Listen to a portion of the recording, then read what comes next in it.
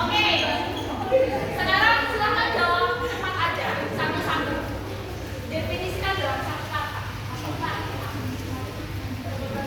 Ya, jomblo itu apa? Oke, dari kata dulu ya. Sekarang pikirkan dulu. Aku masih matematik. Menurut teman-teman cinta itu oke,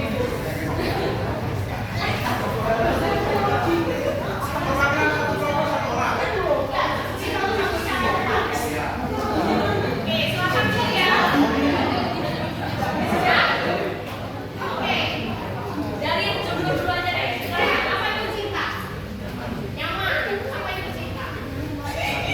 Perhatian, apa itu cinta? Terus no. Abstrak. Oh, menarik. Apa itu cinta? Ribet. Oh, ribet katanya. Apa itu cinta? Cepat aja. Asih. Oke, apa itu cinta? Kompleks. Oke. Apa itu cinta? Apa itu cinta? Perhatian. Apa itu cinta? Waktu. Apa itu cinta? Bahagia. Apa itu cinta? Seni. Semangat. Apa itu cinta? Bullshit.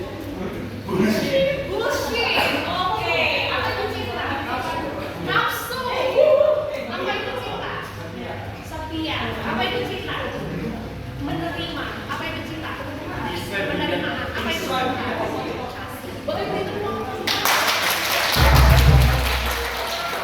Di sini ada kata-kata yang lumayan ada yang bilang abstrak, bullshit, ada yang bilang apa lagi tadi? Duit, seni, ada ya. Nanti kita juga dari tim apa kira-kira dari tim sudah siap ya? Apa itu cinta?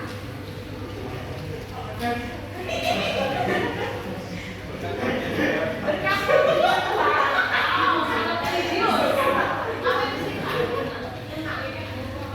Komitmen, memahami, universal, indah.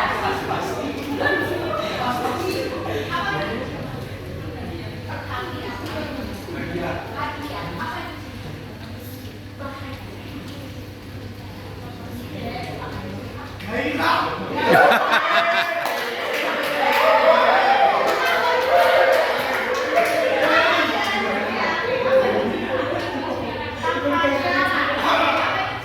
Hadiah. Apa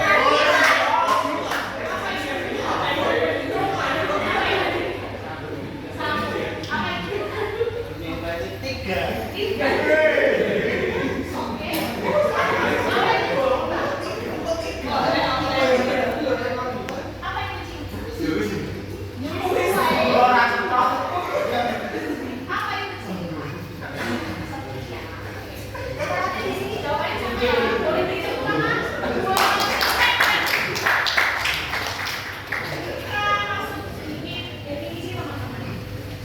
Jadi cinta di sini aku akan bagi dalam 4 definisi. Tentu aku lagi-lagi kembali pada kalau bukan arti cinta, aku bukan psikolog. Jadi ini pengetahuan yang aku dasarkan pada diskusi temanku yang ambil TTPL, tema-tema perjanjian lama, sama ChatGPT. Nah, udah teman-teman ya, itulah aku baru di prakteknya kemarin ini baru seperti ini. Ada 4. Yang pertama, cinta dalam budaya Yahudi. Dalam tradisi Yahudi itu disebut ahava, itu dalam bahasa Ibrani. Gimana cara nulis Ibraninya? Karena Ibrani cuma dapat believers, jadi bahasa Ibrani itu ahava dipakai untuk cinta kepada Tuhan, sesama, orang asing, diri sendiri, dan umat. Kata-katanya berarti memberi. Jadi cinta itu dipakai sebagai tindak. Cinta sama dengan kasih. Ketika kita melakukan tindakan dalam tanda kutip kita memberi. Ya kayak misalnya kalian effort tuh buat nganter mama belanja. Kita effort untuk nganter bestie kita buat beli buku di Gramedia. Itu tindakan. Dan secara tidak langsung itu bisa disebut cinta.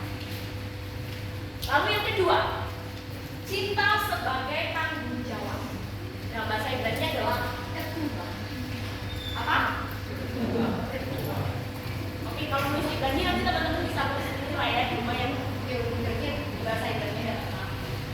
Jadi dalam dokumen pernikahan dahulu sebetulnya itu ketubah merupakan isi yang tidak berisi sebuah bentuk-bentuk yang romantis.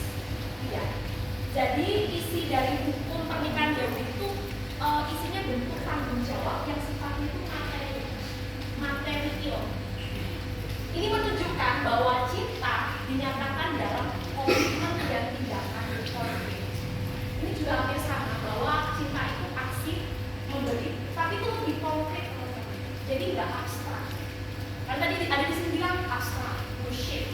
Nah di sini tuh ada komitmen kuat. Jadi cintanya itu benar-benar jelas, konkret, nggak abstrak. Ini yang disebut dengan ketunggangan. Jadi kita ngomongin cita-cita nggak apa-apa ya. Harusnya dalam pertemuan ini cocoknya sih ngomongin tentang DKJW. Ya, karena tadi kita momennya lagi-lagi dari lain, jadi ya ngomongin cita-cita lah sekali-kali nggak apa-apa kan ya. Yang ketiga, cinta dalam budaya Jawa. Bisa seperti apa tadi cinta Jawa? Tresno itu bersifat dinamis dan tumbuh karena kebiasaan. Makanya ada ungkapan kata witing tresno. Banyak orang Jawa. Jadi cinta itu nggak instan teman-teman, ada prosesnya, ada hal-hal yang sifatnya itu dinamis dan harus dirawat. Nah kalau misal kita lagi cinlok, ada pernah dengar kata cinloknya cinta kasih. Nah itu di tempat social immersion, tempat stase. Nah memang itu bisa dikatakan tetap ya kalau misal ada cinlok-cinlok. Tapi kalau dalam Jawa tradisinya ini nggak cukup hanya dilakukan dalam waktu yang singkat, tapi harus lama. Nah disitulah akan disebut witing tresno jalaran songkong. Kayak misal gini, dulu Bejong tuh terkenal ya sama konteks perjodohan, dimana anak perempuan akan dijodohkan nih sama pasangannya laki-laki. Mereka belum saling kenal tapi dijodoh. Tapi perjodohan itu juga tidak sedikit banyak yang berhasil. Di situ ada proses dinamika, sifatnya dinamis, dan itu ada perawatan, ada kebiasaan yang membuat cinta itu semakin kuat. Yang disebut masih itu cara sokong. Yang ketiga, cinta tanpa syarat. Dari kata kalian ngomong cinta itu tanpa syarat. Karena masih sama tema kita hari ini ya, kosmos tanpa syarat. Dimana dalam setiap prinsip harmoni dan welas asih, cinta itu menciptakan kedamaian. Tapi cinta tanpa syarat itu tingkatannya itu lebih tinggi, bukan sekedar terus cinta tidak. Karena secara Kristiani, kita sekarang berdasarkan pada teologi ya. Secara Kristiani itu kita bisa mengingat momen penyaliban. Kalau Yesus disalib ya, kita tahu ya. Ketika momen Tuhan Yesus disalib, Tuhan Yesus tidak memiliki alasan. Umatku udah berdosa, umatku ini udah nggak pernah ke gereja, umatku ini udah nggak berbuat baik lagi. Tapi Tuhan Yesus tetap mengorbankan nyawa. Itulah yang disebut cinta tanpa syarat. Mungkin teman-teman punya metafora atau punya ilustrasi lebih keren dari sekedar. Tapi teman-teman di sini bisa tahu ya bahwa cinta tanpa syarat bukan sekedar cinta biasa, tapi cinta yang benar-benar tumbuh tanpa alasan. Yang penting dia mencintai. Sekarang kasih pertanyaan. Ada dua pernyataan. Yang pertama, aku bangga padamu kalau kamu berprestasi. Aku bangga padamu kalau kamu berprestasi. Ini tanpa syarat atau tidak? Atau bersyarat? Bersyarat. Oke, yang kedua, aku tetap menghargai walaupun kamu berbeda. Ini bersyarat atau tanpa syarat? Bersyarat atau tanpa syarat? Tanpa syarat. Apa yang menjadikan perbedaannya? Aku bangga padamu kalau kamu berprestasi. Apa yang menjadikan hal itu jadi bersyarat? bimbang banget. Kita bisa nggak sih fokus dari kata kalau, ya kan? Kata kuncinya dari kalau kan. Kayak aku bangga padamu kalau kamu berprestasi. Jadi ada kata kalau. Harus ada sesuatu dulu baru aku mencintai. Terus yang kedua, aku tetap menghargaimu walaupun kamu berbeda. Jadi kita fokus pada kata walaupun sama kalaupun beda kan? Ada yang bisa bantu aku buat jelasin perbedaannya apa? Ada kan? Kalau walaupun jelaskan dengan perspektif sebagai orang yang sudah taken, yang sudah melewati dinamika percintaan yang itu. Kalau aku cenderung masih mengharap ya. Kalau walaupun itu udah pasrah kayak gitu. Pasrah. Jadi ya udah terima gitu. Boleh pintu tangan. Terus ada nih pertanyaan.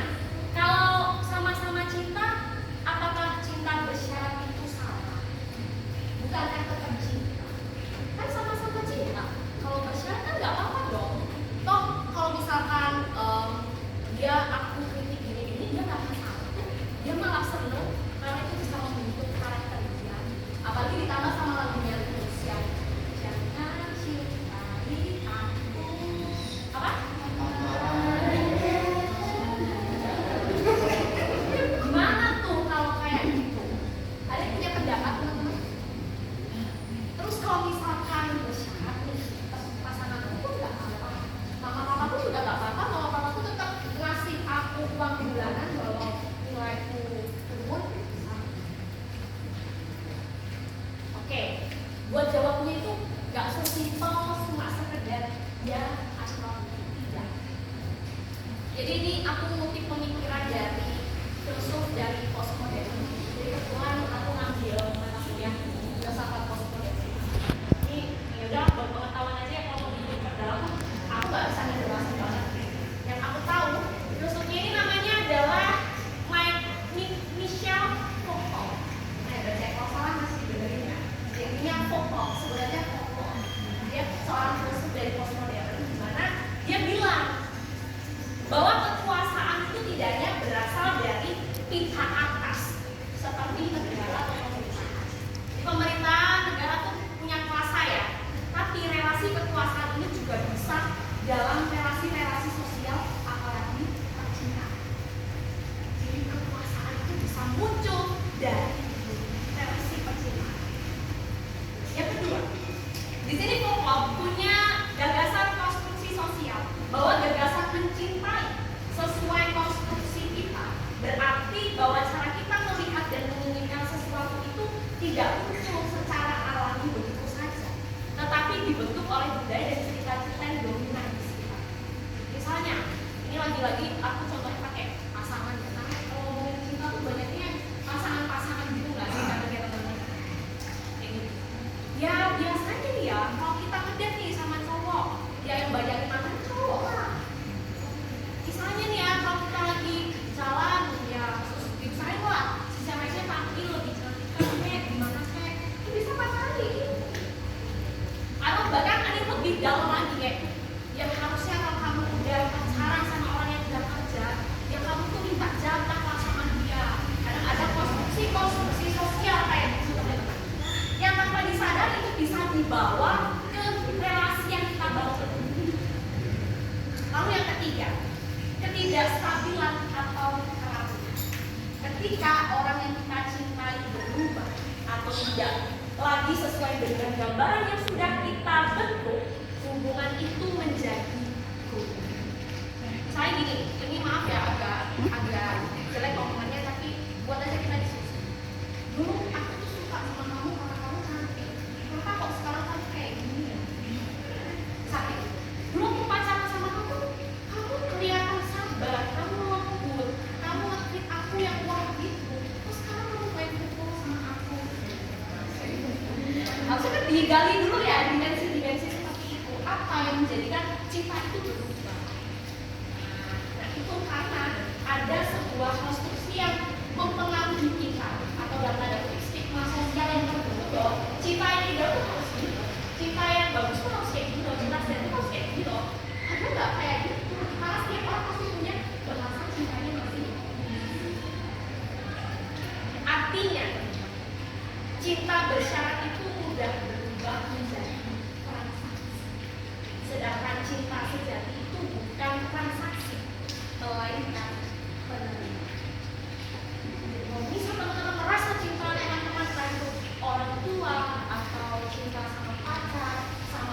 kita menemukan banyak cinta ya dengan berbagai cara. Dipikir dulu, tanpa sadar apakah itu bisa menjadi transaksi yang artinya mempengaruhi cinta itu bisa berubah, atau cinta itu benar-benar sudah sejati dan itu menjadi penuh. Kembali lagi ke lagunya Tulus tadi, jangan cintai aku apa adanya, jangan. Menurut teman-teman lagu itu maksudnya apa sih? Menurut teman-teman apa? Coba kubu jomblo. Menurut teman-teman kenapa kok lagunya Tulus maksudnya jangan cintai aku apa adanya? Otomatis cintanya bersyarat kok. Kalian bisa jawab? Ada yang mau jawab? Yang pakai kaca? Oh, bukan ada. Mungkin coba Mbak. Oke. Jadi mungkin kalau kita mencintai dengan apa adanya itu mungkin pada kita bagus, artinya kita menerima pasangan kita dengan terima. Jika kita mencintai apa adanya mungkin yang tulus adalah kalau kita mencintai apa adanya itu semuanya kan baik. Kita hanya menerima pasangan kita dengan ya udah, pasangan kita seperti itu.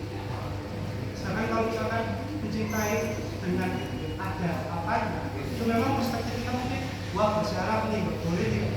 Tapi ketika kita punya syarat, otomatis kita punya keinginan untuk terus mencintai. Karena ketika kita terus mencintai dengan apa adanya itu kita tidak ada keinginan untuk aku harus mencintai pasangan itu seperti ini. Apa yang dia butuhkan dan apa yang aku butuhkan. Boleh beri aplaus buat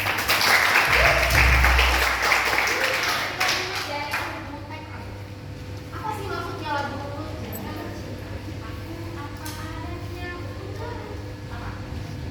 Oke, dengan Kak siapa? Kak Erika. Sebenarnya aku belum pernah mencoba itu secara betul.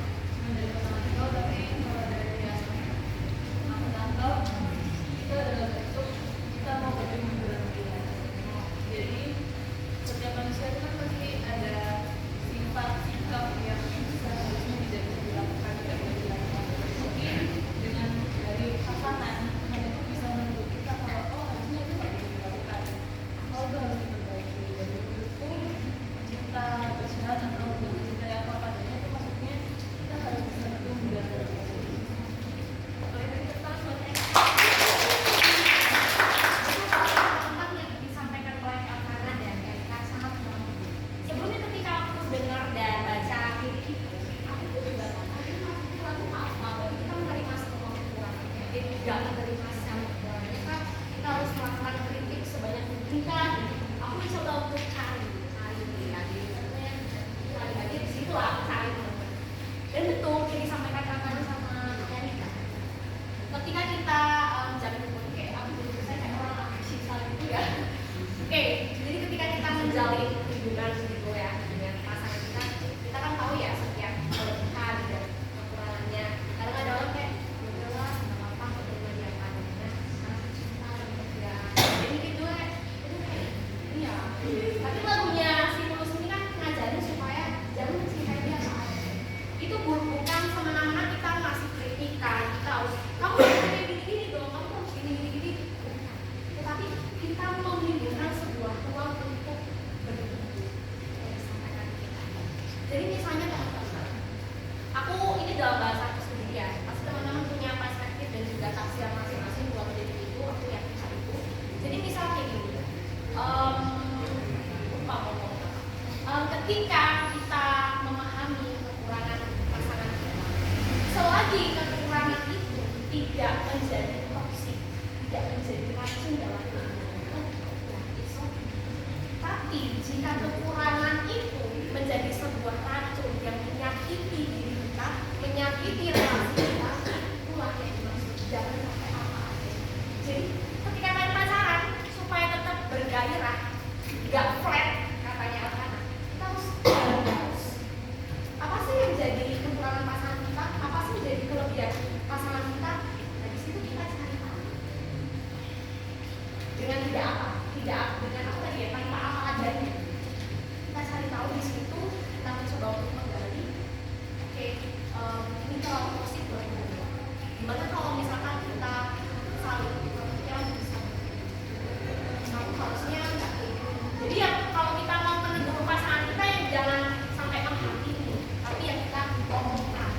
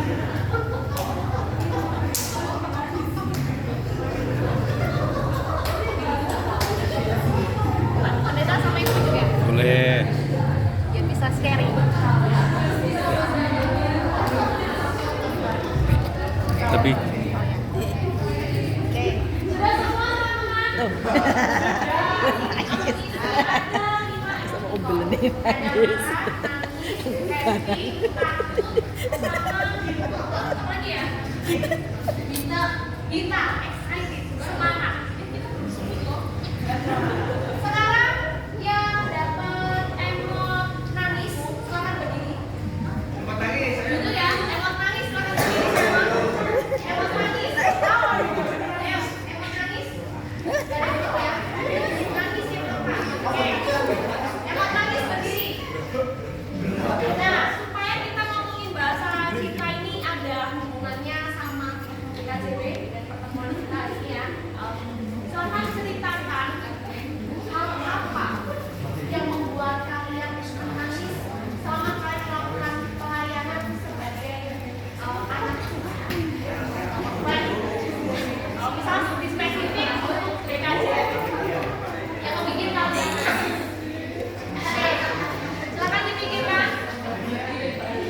Ini juga berlaku buat pertanyaan-pertanyaan yang emang lain ya. Kalau misalkan emang kalian semua tadi pelayanan apa, hal apa yang kalian lakukan yang bikin kalian seneng nih sebagai anak DKJ.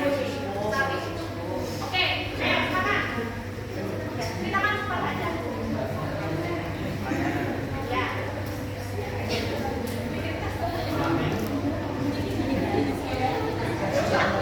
Ya, dari sini. Teman-teman dengerin ya.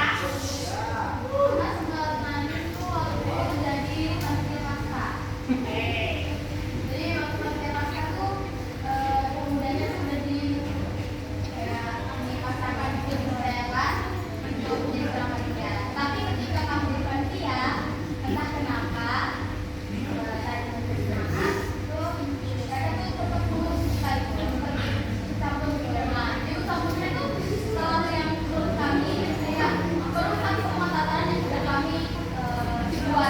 dan itu bukan di hamil satu atau di hamil berikutnya, tapi hari-hari. Jadi kayak merasa kayak udah disiapin, terus semua sebenarnya tapi masih ada aja yang jadi kayak merasa percaya tapi kok Sampai mau nangis ya namanya. sekarang